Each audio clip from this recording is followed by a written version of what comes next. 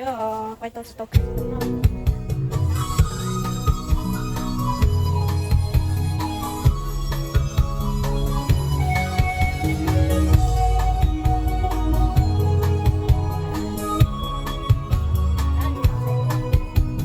Ông Trần duyên số cho ta gặp nhau để rồi anh mắt trao nhau mờ. Ông đẹp nhiều nước về thứ hai sẽ bằng mừng qua ba sóng gió chẳng thể nào đôi tay.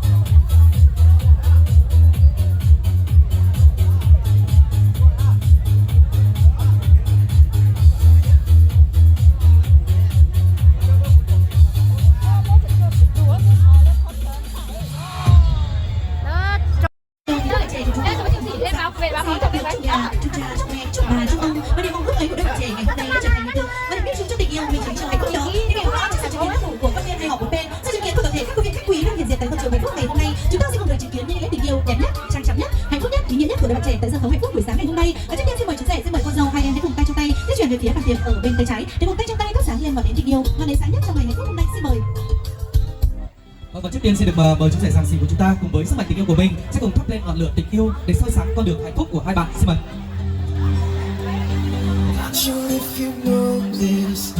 Và sau khi thắp lên ngọn lửa tình yêu, xin được mời chú rể sẽ cùng nắm lấy tay người vợ hiền yêu quý của mình và cùng nguyện ước những điều tốt lành tốt đẹp nhất đến với gia đình của hai bạn. Vâng, đúng là tình yêu của đôi bạn trẻ ngày nào mới như ngọn lửa đang lên, thì ngày hôm nay ngọn lửa tình yêu ấy đã được cháy bùng cháy rực, minh chứng cho tình yêu, minh chứng cho hạnh phúc của hai em. Và sau khi ngọn lửa tình yêu đã được thắp lên, xin được mời chú rể và cô dâu sẽ cùng tay trong tay cắt những chiếc bánh cưới ra làm 3 phần. Xin mời. Kính thưa quý vị, trong ngày vui ngày hạnh phúc, khi chú rể và cô dâu của chúng tôi cùng chung tay cắt những tờ bánh cưới ra làm 3 phần, điều đó thể hiện cho 3 điều ý nghĩa như sau: 1. Mang lại giá trị hạnh phúc bền lâu trong hôn nhân. 2. Mang lại giá trị ổn định trong kinh doanh và sự nghiệp. 3. Là hai bạn sẽ cùng sẻ chia ngọt bùi trong suốt cuộc đời này. Và quý vị hãy nổi tiếng chào tay thật lớn để chúc mừng. Vâng, xin được chúc mừng cô dâu và chú rể. Và tiếp theo xin mời các bạn trẻ hãy cùng tay trong tay di chuyển về phía tháp ly tình yêu để cùng tay trong tay. Vâng, trước tiên xin được mời chú rể và cô dâu chúng ta sẽ cùng di chuyển về phía tháp ly tình yêu để cùng tay trong tay sắp đến những chiếc tháp ly rượu trong ngày vui hạnh phúc ngày hôm nay. Vâng, trước tiên xin được mời chú rể giang xỉ của chúng ta sẽ cùng tiến ra trên sân khấu với chai rượu champagne đầu tiên để thực hiện trong nghi thức khui rượu champagne.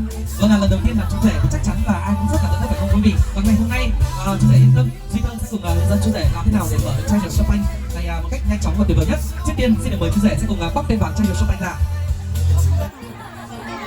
Vâng, xin mời chú rể sẽ cùng bóc tên vàng chai rượu champagne ra. Thao tác thứ hai, xin được mời chú rể sẽ cùng vặn khóa bạc ngược với chiều kim đồng hồ. Vâng, chú rể luôn nhớ là hướng nắp chai rượu champagne lên phía nắp giảm. Vâng, chú rể sẽ cùng hướng nắp, chú rể từ từ ạ. Chú rể sẽ vặn khóa bạc này ngược với chiều kim đồng hồ. Chú rể luôn nhớ hướng nắp chai rượu champagne lên phía nắp giảm ạ. Chú rể hãy vặn khóa bạc ngược với chiều kim đồng hồ và tháo hẳn vang bạc ra. Vâng, lần đầu tiên chú rể của chúng ta để làm chuyện này, xin được chúc mừng ạ. Và xin mời chú rể và con dâu này hãy cùng tay trong tay sắp những giọt rượu hạnh phúc lên tháp ly tình yêu. Vâng, kính thưa quý vị, rượu chính là biểu hiện của sự nồng cháy ái ân. Nước giọt rượu được ví như nước giọt nước và mật ngọt, nước để tưới cho tình yêu thêm tươi thắm, và mật ngọt để thấp điểm cho hương vị cuộc sống mai sau. Rượu hồng kết nghĩa vui vẻ, tình cha độc thắm duyên về với nhau, cùng chung bước đến mai sau. Vì chúc cho mình sức bầu tình yêu, xin được chúc mừng. Kính quý vị, anh yêu em như một chùm sóng vỗ sẽ không gian bay lên tận một người trong một loài chẳng còn tiếng thở than thì hai trái tim cùng hòa chung một nhịp đập. Vâng, sau khi rót chai rượu champagne đầu tiên xong, xin mời chú rể sẽ cùng tiếp tục với chai rượu champagne thứ hai và thực hiện bao nhiêu thao tác và lúc chai rượu champagne bắt đầu. Xin mời. Vâng, và giây phút đến với chai rượu champagne thứ hai. Thì chú rể và con dâu của chúng ta đã dành ra những kỷ niệm hơn rồi, chúng ta xin được chúc mừng ạ. Và xin mời hai em sẽ góp một hai chai rượu với bạn trước ạ. Và sau đó thì xin mời chú rể và con dâu sẽ tiếp tục thắp lên tháp ly tình yêu. Vâng, đúng là mơ ước vào nồng mãi đời chờ, hạnh phúc đến rồi nữa là mơ. Nốt nhạc hân hoan mừng dậy hào, trăng hoa đua nở đón sự hiền. Hạnh phúc có được kể từ đây, giây phút trăm năm chính lúc này, siết chặt bàn tay dây tổ hồng, hạnh phúc trăm năm mãi sum vầy. Kính quý vị, trong niềm vui hạnh phúc, chú rể và cô dâu của chúng tôi cùng chung tay rót đầy những ly rượu champagne. Điều đó thể hiện trong một chữ đồng bời cuộc sống trong năm vợ với chồng, chung tay góp sức tát biển đông, chia bùi sài ngọt vượt xa khó, cũng bởi cả hai một chi đồng, và đó là đồng vợ đồng chồng thì biển đông tát không cạn. Và quý vị hãy đồng chạm pháo tay thật lớn để chúc mừng.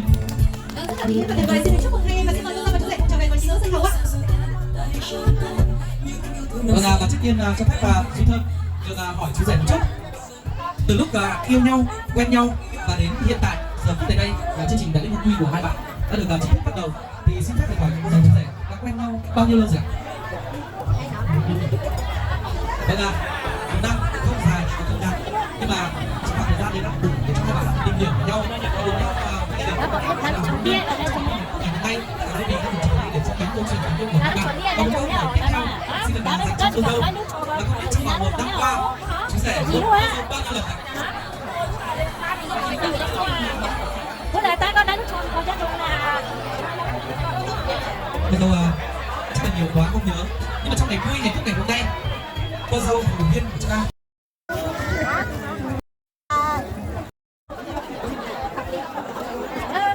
cho ta chỗ sự được không? Một đơn là thang đơn tình trạng là tôi chỉ cần nhau tôi từ lớn đi đi đi được con trai này nếu ta được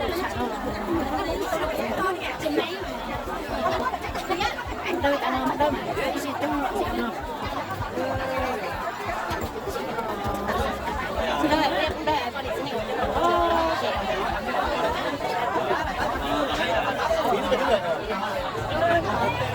chúng ta đây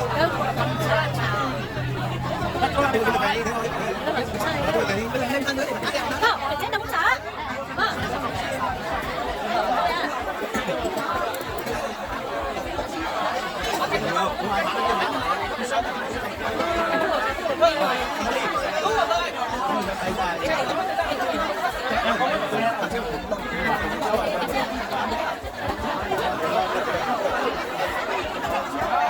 lúc đó mình cũng đã được chung nằm ra một tha cho nó chạy chạy rồi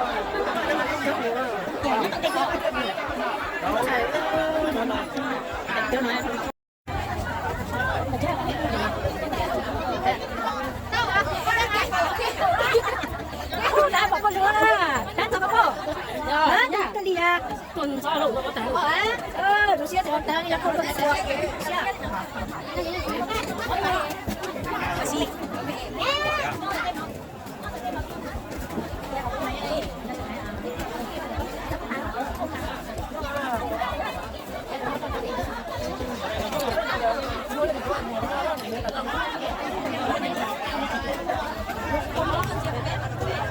một đơn nào nữa đơn là không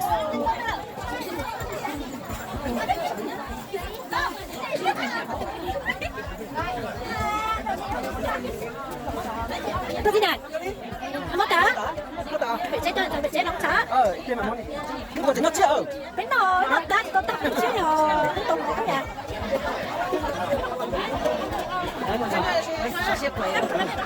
tàn tu đúng rồi đấy giờ đợi mọi người xin tôi xuống rồi quay còn nó sai càng cái này có té sai à bỏ làm cái này tin này có sai cái sai tật kỳ tè tôi cũng nói tật kỳ tè tí chỉ còn chỉ tiền tê tê chỉ nó chỉ tiền nó chỉ